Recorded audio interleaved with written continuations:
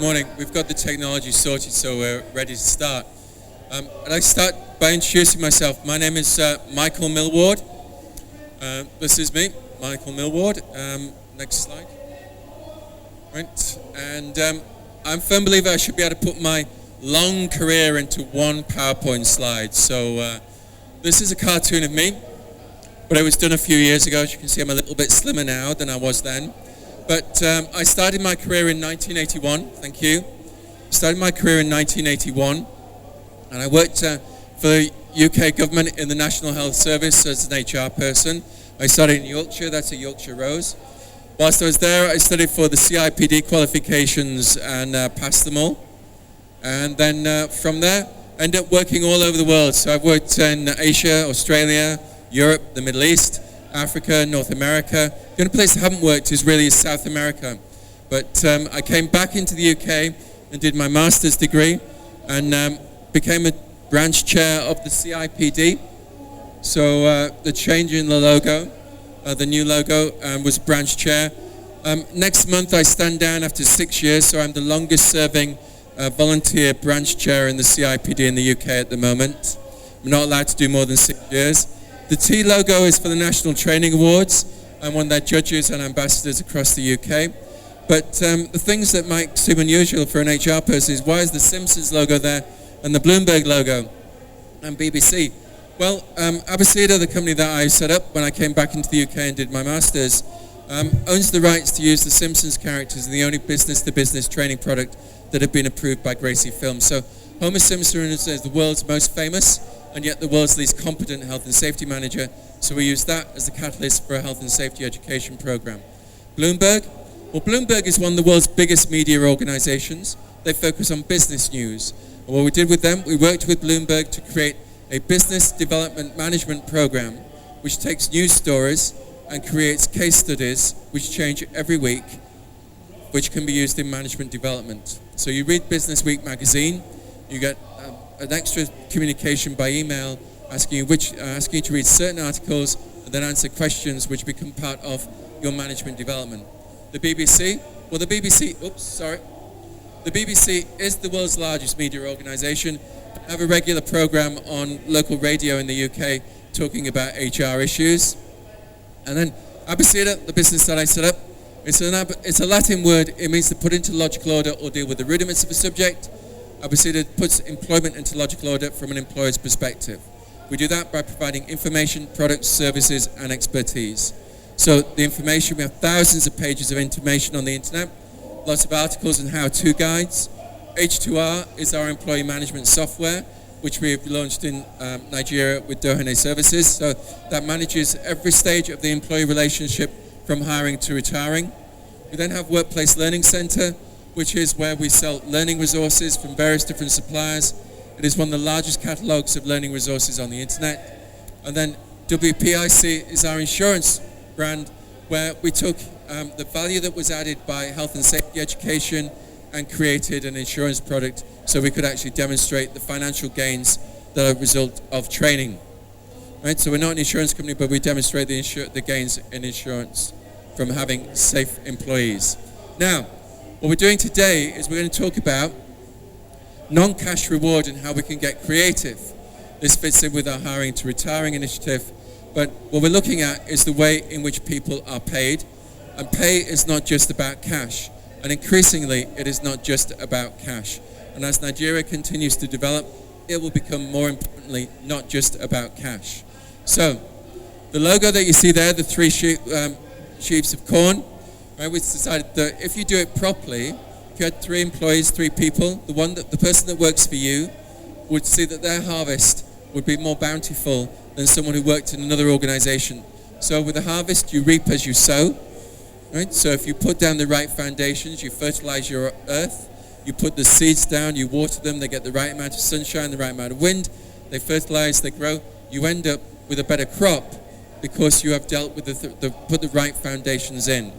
So that was the ethos which we wanted to follow. So the case study that we wanted to look at was essentially an organization we're working with in the UK. They're a service organization. They have about 400 employees. It goes up and down depending upon the seasons. Right? There's several different work locations, but they have a cross-section of different types of workers. So they employ both manual workers, whoops, I pressed the wrong buttons, manual workers, technical workers, and professionals. They provide care services they provide services to organizations which provide social care. So social care is support for people that are healthy but not able to live independently. So it could be somebody with a handicap, could be somebody who is getting on in years, but they provide the support to the organizations that provide their support. The organization has an annual turnover of approximately £2 million. That is mainly comes from charitable funding and government aid. So they receive their funding from the government, they then pass that on in services to other organizations. They do not necessarily have customers that buy things, they have customers who receive things as a result of grants. So the type of person that works in this organization is one that is very altruistic. They're working in the voluntary sector, they're working in charities. They're not people that are necessarily interested in making huge amounts of money. They go into the sector knowing that they're not going to make a huge amount of money, but they do want to be able to live comfortably and securely. They don't want to have to worry about paying their bills. And I suspect that that's the same all over the world. Ideally, what all of us would like is a situation where we don't have to worry about paying our bills. Unfortunately, there are lots of demands on our money. So we had to look at, when we were deciding how we were going to make sure that these people were paid appropriately and they received the right type of benefits, was a whole range of different factors. And first of all, we started off by looking outside of the organization. Right? So within the region in which this organization operates, which is the north of England, we found out that many of the migrant workers that we had in the UK were returning home. The United Kingdom is part of the European Union. That means that anyone in the European Union has the right to live and work in the United Kingdom. When we had the Eastern European and Central European states join the European Union, a lot of people came to the UK. They made a lot of money, they go home. We found that a lot of those people were working in the care sector, but they left. So we had a shortage of people working or available to work in the organization. We then also found that new recruits in the 19 to 30 year age group, right, 75% of those people were participating in some form of higher education. That means they'd left school but were continuing their education. They had an appetite to learn, and they saw that as a means of growing their career. We also saw that many of the people that we were talking to have more qualifications. They were leaving school with more qualifications. It is a government objective that we will have more and more people leaving school with more qualifications and nobody leaving the school in the UK without qualifications. We'd also found that the government had removed the default retirement age. That means until recently in the United Kingdom, men had to retire at 65 and women had to retire at 65, but women also had the option to retire at 60. And an employer could say, you're now having your 65th birthday, thank you very much, you're going, because that's the default retirement age. They removed that, and an employer can no longer say to an employee, your job here is over. They have the ability to stay until they want to go or until you reach an agreement about them going. Right? We also found, as a result of that, that more people were working beyond retirement age. Seems to make sense. Why should I draw a pension when I can still earn a full salary and I'm perfectly fit and healthy and I want to do it? Right? But the majority of new jobs that are being created in the area were either temporary or part-time. Because of the recession, employers were not putting in full-time permanent positions because they did not want the commitment. Now, I'm talking about this region in the UK. I suspect an awful lot of those are very similar here in Nigeria and other countries around the world. Not exactly, but very similar. So, what we then also looked at was that the people that we were employing, their lifestyle aspirations were changing. This may not seem very relevant to reward, but it starts to come together. When you look at the picture, the bigger picture outside the organization, and then the picture inside the organization, we knew, for example, that we have a generation leaving education who cannot expect to have a higher standard of living than their parents. Right? Now, that's what's happening in the UK. It is what is happening in the United States. It should not necessarily be the same here in Nigeria. You're a very growing, developing economy. and your children will expect to have a higher standard of living than you have, in the same way as you have a higher standard of living than your parents and your grandparents. That is a feature of this country. So we can discount that bit. But the same generation in the UK is also redefining how work fits into their life and the lifestyle that they want to achieve. And when I started work in the 1980s, 1981 as you saw, right, there was very much in the UK a culture of loads of money. How much money are you earning? How big is your car? How important are you? What we're now seeing in the UK is that people are mixing lifestyle and work and seeing one and the same. So how does my job enable me to have a lifestyle? So now, the company that I work for, Abeceder, we have our IT department based in the southwest. It's based in the southwest of England because that's where the Atlantic Ocean is, and the Atlantic Ocean creates big waves which enable people to surf. Where is he going with this, you may ask yourself? Well, the IT guy that we recruited because he was the best guy for us, right, developed an interest in surfing. It was either a case of losing him or moving our IT department to Cornwall so he could go live in Cornwall and go surfing every day. Right? It made sense from a business perspective to use the IT to communicate with him and allow him to have the lifestyle he wants, right, and maintain the talent and the expertise within the business. Now, if I step to one side for a moment, as the boss, right, just before I came to Nigeria, I telephoned him at 4 o'clock in the afternoon. I left a telephone message for him, and then I telephoned him again at 4:15 and left a telephone message for him. And I added onto the telephone message, if you're on a surfboard, I'm going to be very angry because I'm coming to Nigeria and I need things sorted out before. He wasn't on a surfboard, he was dealing with another telephone call. But that's one of the downsides, is if it's sunny weather and the surf is up, that's where he's likely to be. Right? I live with it because when he's working, he's very, very talented and does all sorts of great things. So we've got to incorporate a wider business community, a wider community when we're deciding what it is we're going to do in terms of benefits and pay. We've got to also incorporate the changing lifestyles. So there's no longer any point in saying we're just going to throw money at you in the way we used to throw money at you in the 80s. Right? We now have to accommodate our cultural shift, our societal shift. We have to communicate or understand how individuals are changing as well in order to create a package of reward which is going to incentivize and motivate them. Now, we then move on.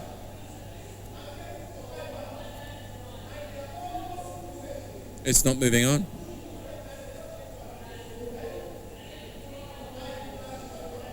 Is it moving and not letting me know?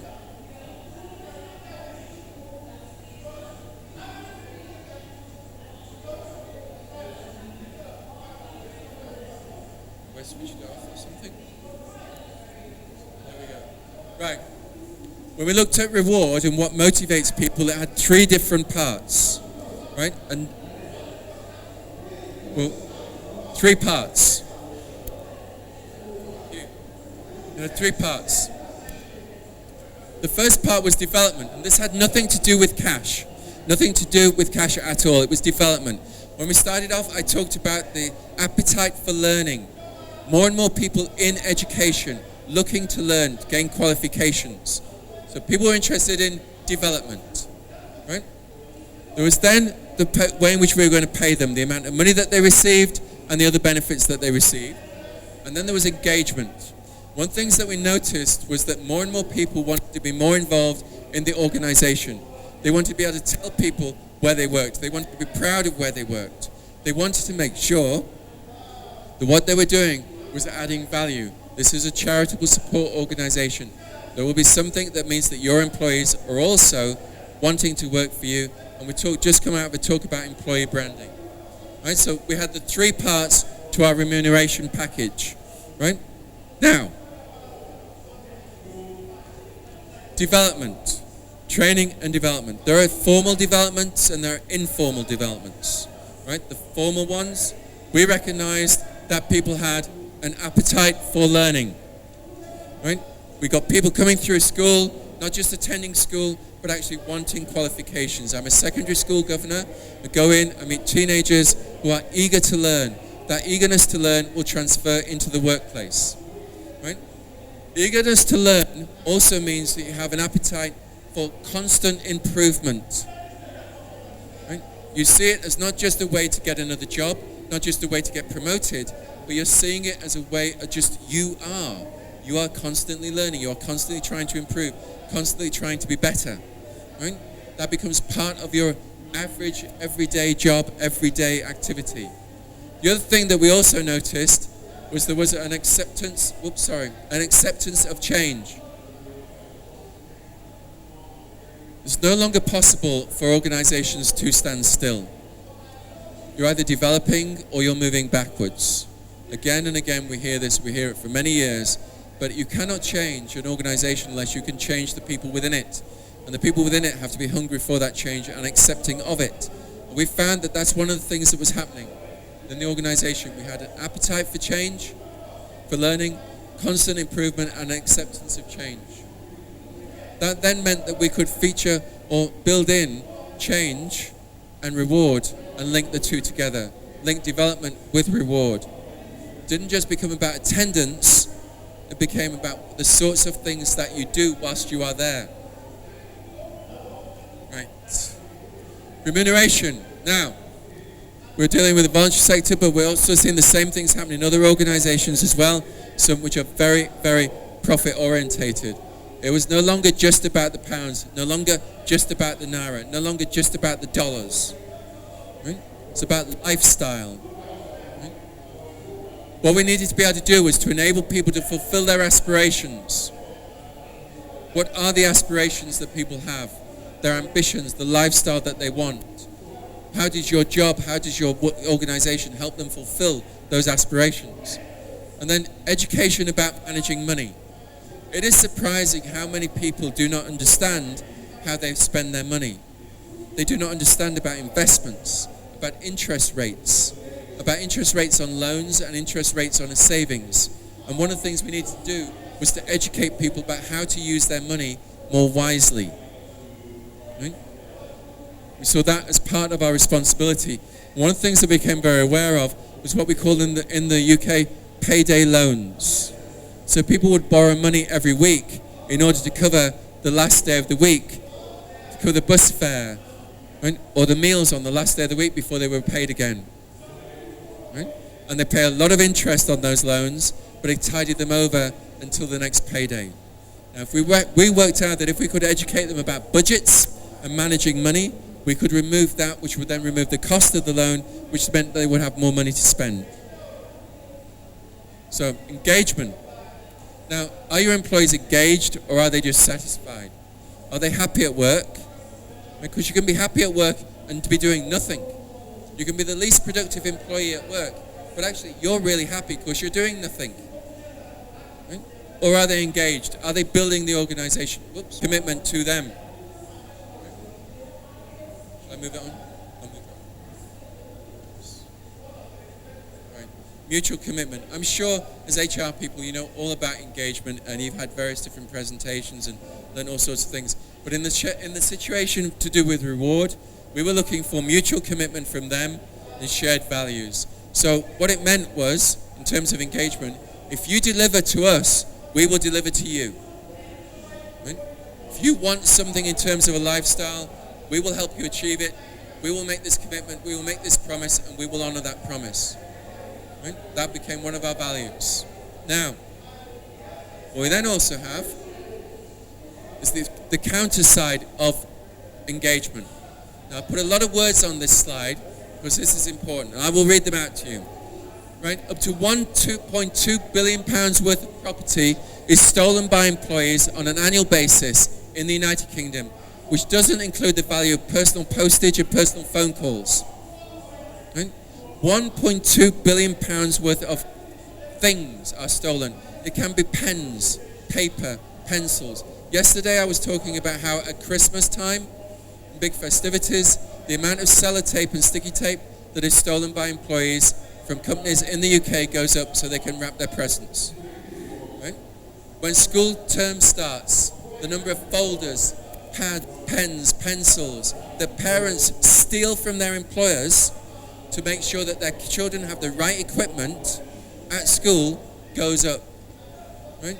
Every year. It happens every single year. Now, the CIPD, the Chartered Institute of Personnel and Development, say that if employees feel they are treated fairly and being adequately paid, then they are less likely to push the boundaries of what is acceptable. Now, I know that white-collar workers who steal things from their employers, that's just one of the things that happens, right? It's part of the perks of the job. A blue-collar employee that does it, that's theft, right? It's a double standard, but it's one of the things that happens. Now, I would say that if you're an employee and you take home something that has your company brand on, that's good. It shows engagement with the brand. If you steal the pen which doesn't have the brand, that's theft, right? But we got, in addition to the 1.2 billion pounds of actual property going missing, theft of intellectual property, right, seems alarmingly acceptable to the average employee. Data forensics firms IBIS found that 70% of people had stolen key information from an employer, such as email addresses, customer databases, as well as proposals of presentations. 72% of those questions said they had no ethical problem with taking this information to help them in a new position with a new employer. Your competition. 72% of people will steal information, commercial information, and not feel guilty about it at all. Right? This is part of that engagement issue. We needed to make sure that people were engaged, so if they did leave us, they would not take information with them. Okay, so what we then also need to look at, the CIPD said that employees need rewards of all types, and they need to be linked to employee aspirations. Right? The employment offering needs to be tailored to the individual. Gone are the days, really, when we could say that everybody is going to have a pension fund. This 18-year-old, I was an 18-year-old once, my employer had a pension scheme, everybody needs to be in it. So the last thing on my agenda at 18 was a pension. Now when I'm several years older, having a pension is becoming increasingly important. Right? But at 18, I wanted more holidays. Right? We have to gear your benefits to the individual. Right? Lifestyle choices. Right? You have to understand the lifestyle choices that your employees are making. So, what aspirations do your employees have? Do you know what ambitions and aspirations your employees have? Do you? I suspect that the majority of people do not know the lifestyle that their employees lead. But also we have to ask ourselves the question, do your employees know what their aspirations are? Have they worked out what their ambitions are? Do they know where they want to be in 10, 15 years' time? They may have answered a question about it in their interview, but I bet you that interview question, or the answer to that interview question, was aimed at getting the job. Once I've got the job, then I can worry about the other things, but they may not have actually worked out what life it is that they want to lead. Right? If they can't do that, then they can't actually tell you how you can help them achieve their aspirations. So part of it is you have to help people understand the lifestyle that they are able to achieve, that they want to achieve, and that they could achieve. So are they just simply paying their bills by turning up for work? If they are, then the package that you pull together in terms of benefits should reflect that. I come to work, it pays my bills. Well, actually, if we all club together, we can pay our bills with a little bit less, but we go to a supplier as a group rather than as individuals. Do they understand how their spending decisions affect their lifestyle choices? Now, one of the things that we've done an awful lot of work with is with organisations that employ young people. And when we find out how they spend their money in the UK, a lot of those people will go out on a Thursday night, a Friday night, and a Saturday night, and then be penny pinching until they get paid again. And you ask them, why do you do that? And they say, because everybody else does it. Do you want to do it? Well, what else can I do if all my mates are doing this? Do you know whether your mates really want to do it, or are they doing it because you're doing it? What hobbies do you have? What interests outside of work do you have? And it's amazing how many people do not have a hobby. They do not have an interest. They don't belong to any clubs, societies. They don't do anything other than work, and in some places They work, they drink. They work, they drink, they sleep. They work, they drink, they eat, they sleep. Right? It is part of the English thing. Right? We're very good at consuming very big quantities of very bad alcohol. Right? Even our bars and pubs, they remove the chairs, so you have to stand up. And the logic is that if you're standing up, you're holding your drink, you will drink it quicker. So you then end up spending more. Right? And everything that they sell is loaded with salt, so you drink more. Right? And we worry why we have people with all sorts of liver problems and all this sort of stuff. But people drink. It's part of our thing. We have forgotten how to have a hobby. We've forgotten how to have an interest. So one of the things I explained to them was like, actually, when I was studying in my first job, I decided that one of the things that when I finished studying, I'm going to go on the type of holiday that none of my mates have been on, which meant I was going to fly off to Jamaica and have like some time in Jamaica, which sounded great. But at the time, it was a very expensive thing to do. Right? How on earth was I going to afford it? So I worked out that if I moved position in the pub, I would be able to afford it. So what I did was I got a job on the other side of the bar, serving the drinks. It's amazing how being on the other side of the bar and seeing other people drinking can make you realize that isn't a good place to be. Right? I haven't really drunk since, but you see how silly people are when they're drinking. Right? So I made a lifestyle choice that actually my holiday in Jamaica to celebrate passing my exams was much more important to me than this Friday night out with people doing things that I didn't really enjoy. Right? Don't want to do it, not going to do it, I'm going to find something else to do. I did it. I ended up with a really nice holiday. Sorry, I pressed the button at the wrong time, I think. Right. So, the other thing that we need to do, and just done a presentation on customer loyalty and turning employees into customers, is we need to look at the similarities between our customers and our employees, and some ways start to treat our employees as customers. So how much money do we spend on customer loyalty? Right? How many times do we go and buy something from an organization because they give us something else? If you get on an airplane, most airplanes give you points. 15 minutes. They give you points, so you can use them on flights in the future. Right? We need to adopt the same principles to employee motivation as marketeers use to retain customers and get them to increase their spending. Right? Finding something that appeals to the lifestyle of your employees will enable you to do that. Oops. Right. So, when we look at how we reward our employees, and I recognize I'm in Nigeria now because I'm spelling Nairas. We forget about pounds, we talk about Nairas. But what we do is we forget, have I spelt it incorrectly? Thank you very much for being polite and not telling me, but I read the body language. Don't take a photograph of my slide with the incorrections in, please. You know? And Teo here, right? Teo here, he said to me, send your slides to me last week, which I did. We now know that Teo didn't read them or correct them. I'll remember that, Teo. Right? Okay, I spelt it wrong. I am sorry. Right? The intention was well intended. Right? What we're going to talk about is the value of money. And regardless of how many employees you have, they are spending money. They're spending money on different products and services. And you can use that to actually increase their spending power. So you find out what people want, you find out what their aspirations are, and you use their collective buying power to arrange what we might call discounts or preferential buying terms with organizations that they want. Sometimes that might just be using an ID card to go in and say, okay, you work for this organization, we will give you 10% off. Right? You go into the food store, you get 10% off at the food store. You might go say, okay, there is a cinema, there is 10-pin bowling, there is something you want to do. If you go on a Wednesday, a quiet night, right, and you're an employee of this organization, you will get a discount. Set those sorts of deals up, and the advantage to the supplier is that you take their quiet night and you give them some extra business. It's not costing them anything. The discount that you get for your employees is what they would spend on advertising anyway. The key thing you have to remember, though, is the discount that you get for your employees has to be more than the discount they're offering the general public. Otherwise, there is no value to the relationship that you have with your employees.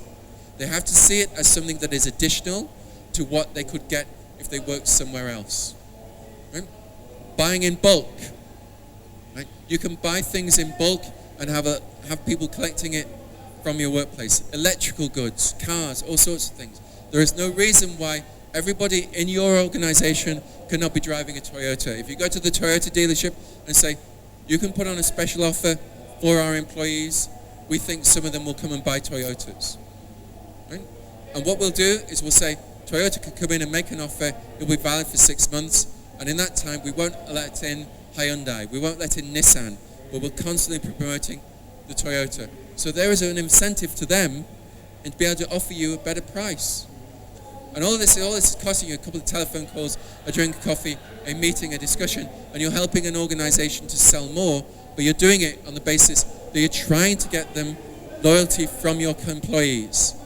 Right? You want to achieve a lifestyle, you want to travel to Europe, right? Maybe there's something you could do with one of the airlines. Right? British Airways are in competition with so many airlines, with Medview, with Virgin Atlantic, with so many others. Maybe there is something that you can do that gives people a discount. Maybe there is something you could do with a website that would give people an additional discount. You can go to a supplier and say, I have this number of employees. The number is important, but also you can say, my total annual salary budget is this, right? And that means that I have people with disposable income, then they want to spend things. I know that they're within this age group. I know that these are the things that they do, and I know that if you provided them with some sort of offer, they would go to you rather than someone else. You need to do the offer. You need to encourage the suppliers to do these things. Right? We need to make sure that our offers that we create, the benefits that we offer, the ones that we pay for and provide for an employee, and the ones that we find in terms of offers from other suppliers, we need to make sure that they fit in with the lifestyle of the life stages of the employee. There is no point in assuming that someone who is straight out of university is interested in exactly the same things as someone who is a parent with student-age children. It is completely different. Have a standard series of benefits, cash reward, and it will fail. The more individual you make it, the more successful it will be. Right? You need to increase the relevance of the benefit. Right? So more that you can show that this is relevant to that individual employee, the better it will be for the employee, and you will increase the motivation and the engagement and the long-term commitment you get from that employee. Remember that one size, just like shoes, right? One size does not fit all. Right? I've reached the stage in life where one of the things that I consider to be an ultimate luxury is a comfortable pair of shoes. Right? And I'm on my feet all day today and yesterday. That is increasingly important. But work out what is important to people, what the benefits are, and make sure it fits with their lifestyle, their life stage. You cannot make a commitment to people which says, I'm going to treat you exactly the same as everyone else. Non-cash reward. These are just some of the things that we pulled together in the UK, and I suspect that they will work here in Nigeria as well. Although I understand the first one, mobile phones. You have 4 networks here. I know lots of people have 4 mobile phones because of the connectivity and the spread of the network. So it may not work. But online and offline shopping discounts, those can work. Right? Travel discounts can work. Healthcare, family benefits, taking the benefit that you have for your employees and transferring it to their family members. Right? Education. You can make scholarships available to people. You can have competitions amongst employees for scholarships. You can use scholarships in education to help with recruitment of your next people. Right? Financial services and pensions is always going to be important, whether it's a mortgage, a loan, credit cards, all sorts of various different things. Make those available to people. And cars. Cars the world over are important and increasingly important in Nigeria. Giving people access to cars at reduced rates becomes something that's very important. Communicating your strategy. Right? Explain how working as a company will enable employees to achieve their lifestyle aspirations. Include it in your recruitment advertisements. Make sure it is seen by their family. Right? Link what the employee wants to what the company needs. So don't give things away for nothing. Make sure that if you know what somebody in your employment wants to achieve in life, make sure that you can link their achievement of that to what your organization needs as well. And explain that shared success delivers benefits and rewards for both. That doesn't mean you give something away for free. You have to make sure that if you want a level of performance, you get the level of performance from their, and then they get the reward. Okay? Performance management is about, you get the rewards when you perform well. You don't get the performance rewards for not performing. These are optional extras allocated at your discretion. Right? Make sure you get what you need. Right? There are some organizations that will say, if you have good attendance, we will give you a benefit. Right? I would hope that you would not need that, but some will. Right? And then, thank you very much. I know we